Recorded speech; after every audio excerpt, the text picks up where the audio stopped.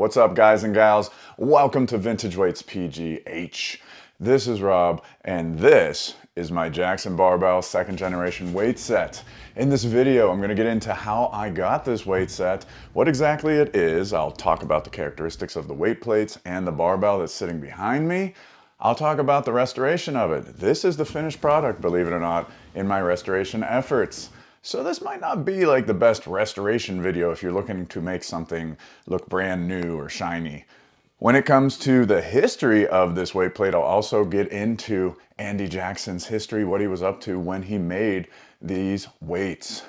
All of that's coming up on Vintage Weights PGH. Stick around to the end so that you can see what I think about these weight plates and if they're really worth what people are paying for them, because prices have skyrocketed for Jackson weights lately, the past year and a half to 2 years. If this is your first time watching Vintage Weights PGH, welcome. This is a channel dedicated to vintage weights and strength history, as well as modern reviews of gym equipment. So please subscribe and check out some more of my videos. So they came to me from a long line of United States military veterans. The grandfather in the family went to the Korean War and served, and prior to going to Korean War, he'd been working out at this social club to kind of get in shape, if you will, for the military training. And when he got back, he bought the weights from that club, these weights. Then they got passed down through the generations, that kind of thing. And the gentleman that I bought them off of was also a military veteran, and he was kind enough to reach out to me. So that's why I'm not saying I found these weights. These weights found me, and I am very blessed and fortunate for that. So I'm thankful to this family for sending these weights my way. After I purchased the weights and had them shipped here to Pittsburgh, I got into the restoration process. This, as I said at the top of the video, is the finished product. I'm kind of giggling because I know that there are going to be people that drop a comment and say, that looks horrible, I don't like that, why don't you repaint them? Here's the reason why. They're my weights. And this is what I wanted with them.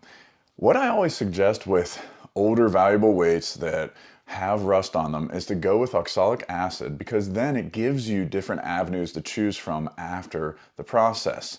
So for example, after using oxalic acid on these, I could have decided to repaint them, but I didn't want to. I liked this vintage worn look, and you'll see this on the other plates as well. So I put these through the oxalic acid procedure. I have other videos on this. Basically, you're soaking them in oxalic acid and you're scrubbing them with a nylon brush here and there every 3 to 4 hours, sometimes more often, sometimes less. With these being extremely rare, I was checking on them quite a lot. Plus, it's just fun during a project to do that. Then after getting them out, I hit them with some oil, and that's what gave me time to sit and look at them and decide what I wanted to do. And I decided that I like them just the way they are. I think that's a pop song, isn't it? Like, I love you just the way you are. I don't know, something like that. Before we get too far in this video, remember, if you shop through my Amazon affiliate link, you're gonna help out my channel and pay the same amount you'd pay otherwise. So if you're going on Amazon to buy supplies to restore your weights at home, please click on the Amazon affiliate link that's in the description of this video.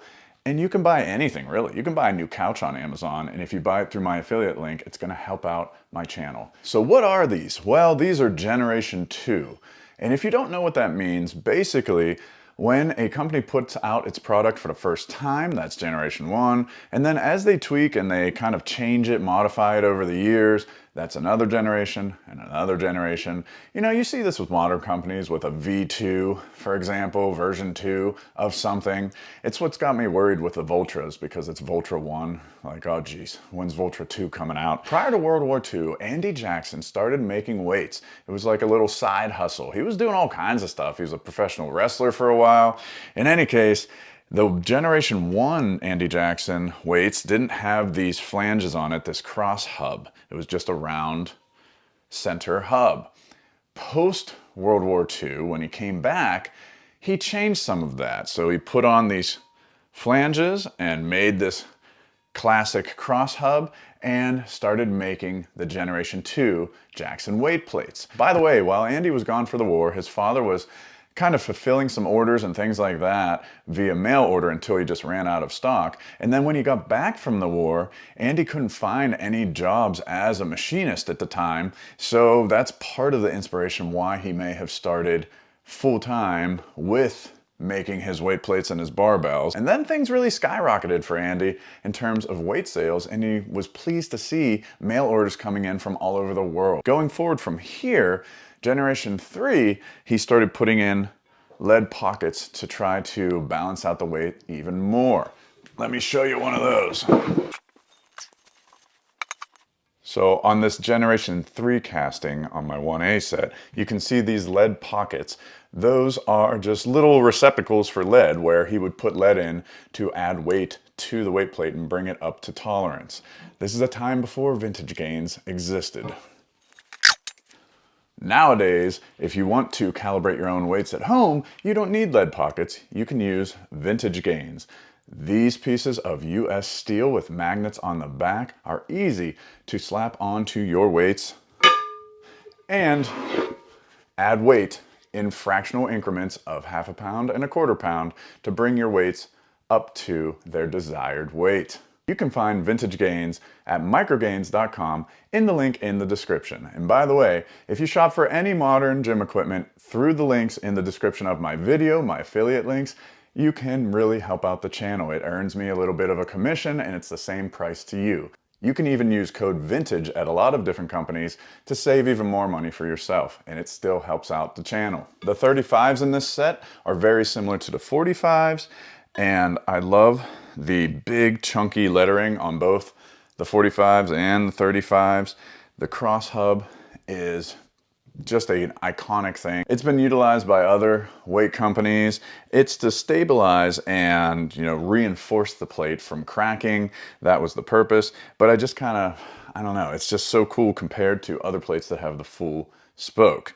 It's got this nice, I'll try to angle it here, slope to the flange instead of being a perfect triangle. So there's something just kind of ornate and fanciful about it that strikes the eye. I should also mention that none of the plates in my set are lathed on the back. However, there are Generation 2 sets that are lathed on the back. My good friend at Deep Dish Globes, his Generation 2 set is lathed on the back for accuracy. I'll weigh these in just a minute to see how they do even though they're not lathed. With 25s, we get a little more variety from Andy Jackson. So this is the Generation 2 25. We go from having the cross hub to not having those flanges anymore. Now, from 25 all the way down, we just have a straight round center hub. And one thing to mention is that it's kind of nice on the 25s that they have a sloped, a tapered, if you will, edge to them. And I say this is kind of nice because it's just different. The other edges of the 35 and the 45 are rounded. And then you get to the 25s in the Jackson sets and they slope down like this. And I don't know, it's just this pound cake looking plate that has kind of grown on me. I say we have some variety because the Generation 3 mold for Jackson incorporates lead pockets of this design, but also there are these boxcar 25s that incorporate these lead pockets at the bottom that have been nicknamed boxcars because they look kind of like a train, and it's boxcars going along the bottom of the plate. The 10-pound plate is the last of what I would consider like a deep dish plate. Like I can hub lift this 10-pound plate and still nice thick chunky lettering and numbering. And then you get down to the 5s, 2.5s, and even 1.25s that came with this weight set. There are other weight increments that Andy Jackson sold, and when it came to his sets, he had configured sets where you could get a certain poundage, a 300-pound, 400-pound set, but then often people put together the set that they wanted, and they would order what they wanted for their set. So that's why when you see different collectors with different sets, the plates haven't just been lost over the years. That may have been just what the original person purchased. For example, my set doesn't have 10-ounce plates. It doesn't have the 15-pound plates. As far as different generations of the smaller plates, the change plates, there's going to be differences with the lettering and the numbering. These are generation 2, and actually the change plates that came with my 1A set, my other Jackson set, are identical. They're generation 2. So I don't really have examples to show you. I can just tell you that what you need to do is start comparing the lettering and the numbering, and that's going to be where you see the main differences. Now, before we get to weighing them and checking out their tolerance, let's just talk about thickness. So the 45s and the 35s are deep dish, true deep dish, and they are 2 inches thick. This guy is just under 2 inches on the 35. The 45s are just over 2 inches. Or just 2 inches basically right on the dot. They have a rounded edge, which make them really comfortable in hand. They also have a nice rounded inner edge right on the face so that when your fingers come in, they're not hitting like a sharp corner. And overall, they're just well-made weight plates. There's a reason why Jackson weights are so sought after, and it's not just because they're rare, it's because of the high quality of them. All right, let's put some of these on the scale. So let's get going with this 45. Look at that, 45.1. So that's well within 1% tolerance. No wonder he didn't have to lay that. And then, so the other 45 is, look at that, 45.25. Here's a 35. This one's a little heavier, so 35.75. 35 is a little heavy, so interesting. The 35s are both a little bit heavy. We've got a 25. 25's almost spot on, 25.9. And the smalls, 10 is a 9.85. 5 is a little bit over. 2.5. There you go. 1.25, 1.25. So now let's look at this barbell for a second. So the barbell has a nice thick end piece to it there. And that end cap is about 1.5 inches. And then it's a split sleeve design with the middle sleeve rolling. There's some tiny holes. This is for applying oil into your sleeve, that you can identify a Jackson barbell with these tiny little oil inlet holes. And then the larger holes, if I spin this around, that attach the end cap are here. And then an even larger set of holes on, I gotta move the bar down a little bit. There we go. There's an even larger set of holes, 2 of them, that are on the inner collar. This particular bar doesn't have that pinky rest that some Jackson bars have, and this is shorter than a typical Olympic barbell. This is not rackable. The barbell is only 27 millimeters in diameter. So you might be thinking to yourself, man, 27 millimeter diameter, it's not rackable. What in the world is with this barbell? You have to keep in mind when this set came from. This is like 1940s post-World War II weightlifting set. So powerlifting hasn't been invented yet. Modern strongman hasn't been invented yet. There's no such thing as CrossFit. So this is Olympic weightlifting or general purpose weightlifting. That's all. So this made sense at the time. In modern times, I don't use this in my rack. I deadlift with this and I use this bar for accessories.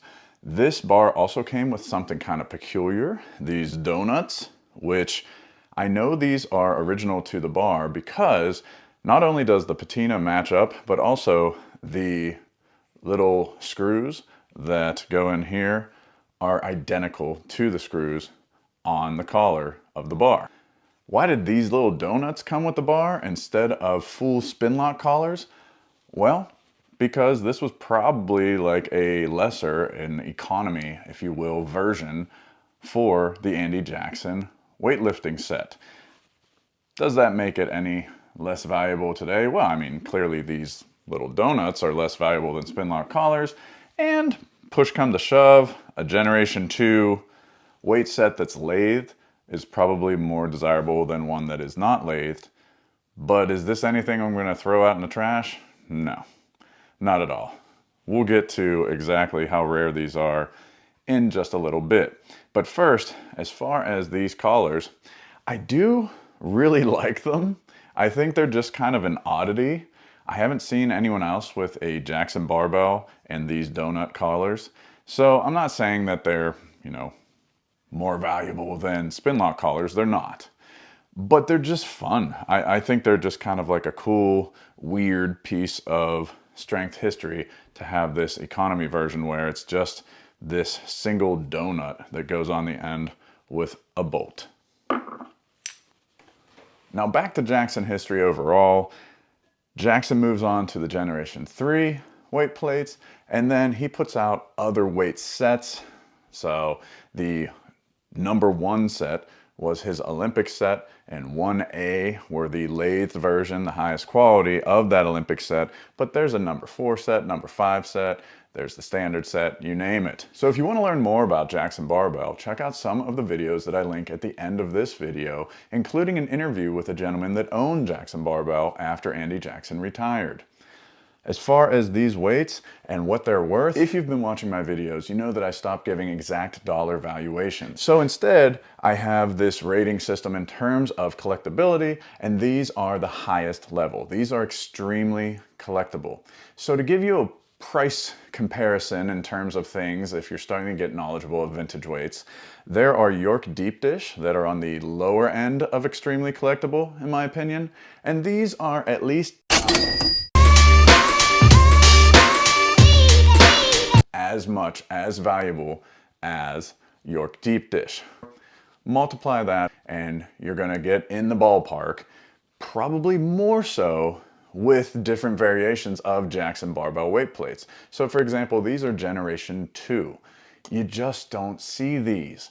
You're gonna see other Jackson Barbell weight plates popping up, and they're gonna be Generation 3, or they're not even going to be Olympic plates, and people are still going to be clamoring for them because they're Jacksons. So when it comes to a Generation 2, we're talking 1940s into the 50s weight plate set, that puts it on the higher end of extremely collectible, in my best opinion.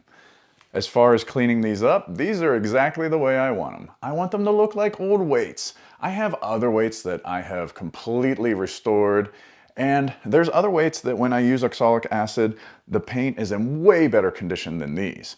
The 45s have a ton of paint chipping, and it's a mix of brown patina with the black paint. It's just a look, a worn look that I really enjoy. I like when certain old weights just look like old weights. You got to do what's best for you though. So in terms of value what's best for your gym and what you want your weights to look like. If you head to my website, you can find directions and videos for how to repaint weights, for how to use oxalic acid, and if you shop through my Amazon link, you can get all of your supplies at the same cost you normally would, but help out my channel. So please consider shopping through my Amazon link that's in the description. Thanks so much for watching. I hope you find a weight set, whether it's old or new, that fits you and fits your gym. Because the most important thing with weights, no matter what condition they're in, is to lift them. This is Rob at Vintage Weights PGH.